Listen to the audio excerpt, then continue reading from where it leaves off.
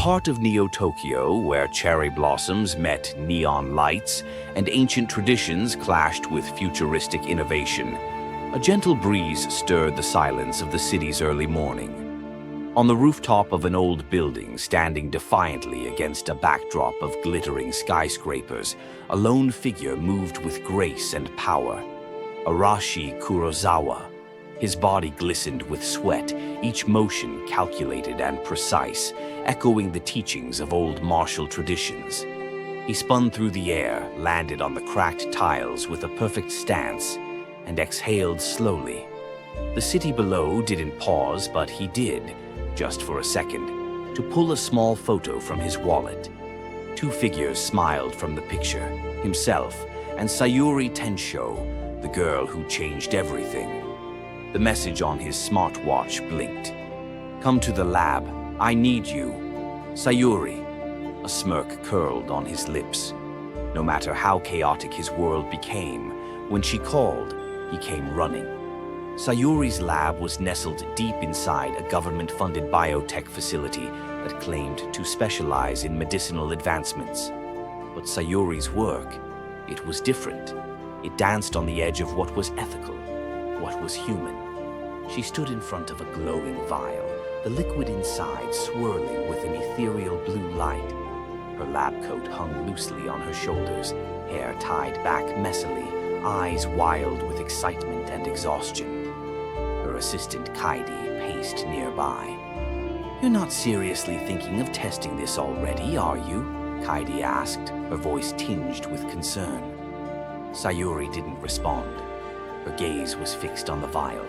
"This formula could enhance physical strength, agility, neural responses. If it works," Sayuri murmured, almost to herself, "it could change what it means to be human." Kage frowned. "And if it doesn't work?" A door slid open with a quiet hiss. Arashi stepped in, dressed in his black hoodie and jeans, casual as always.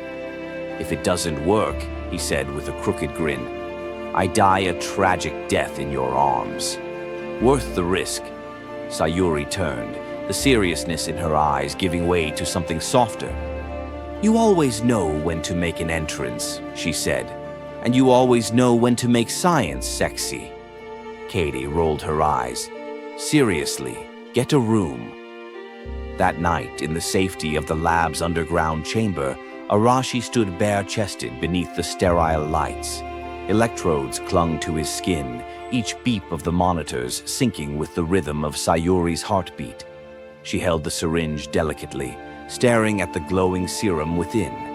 This was her life's work, a formula derived from a rare gene in Himalayan plants, enhanced with nanotechnology and AI-calibrated enzymes. It was revolutionary and dangerous. "You don't have to do this," she whispered. "I trust you," he replied, steady and calm. She injected the serum. For a moment, nothing. Then a shudder rippled through his body. He doubled over, breathing heavily. His pupils dilated, veins lit with blue fire. But he didn't collapse. He stood, stronger, faster, sharper. He punched the air, and the force knocked over a steel chair 10 feet away. "Whoa!" Kage gasped. "He's like a freaking superhero." Sayuri didn't say a word. She was too busy watching his every move. Pride flickered in her eyes. Pride, and something deeper. That night they didn't talk much. They didn't need to. As the city pulsed outside and Kage disappeared into her own quarters, Sayuri and Arashi sat together in the soft glow of her lab's lounge. She rested her head on his shoulder. His hand played with her hair. "You scare me sometimes," she said softly. "Because I'm strong?" "Number. Because you make me want to be weak. With you, I don't have to be the genius. I can just be." He turned her face toward him. Her lips were parted slightly, eyes full of quiet storms. "Then be," he whispered, and he kissed her. It was slow, magnetic, a kiss that didn't need fireworks because the silence said everything.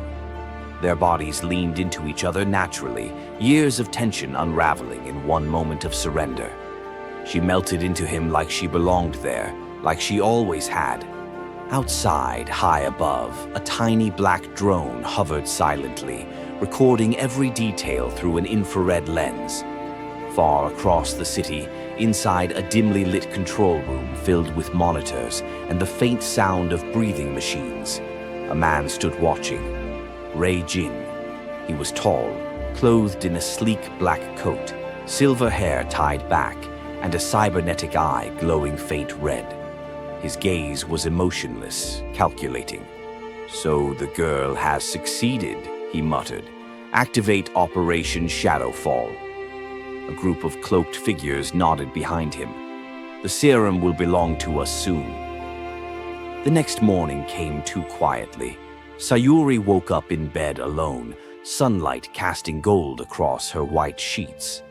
Arashi was already up, back on the rooftop, meditating beneath the cherry tree that stood as a memory of their first meeting.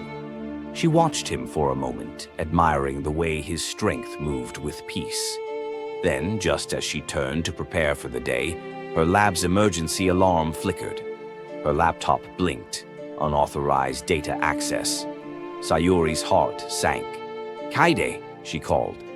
No answer. The footage rolled on her screen, security cam glitching.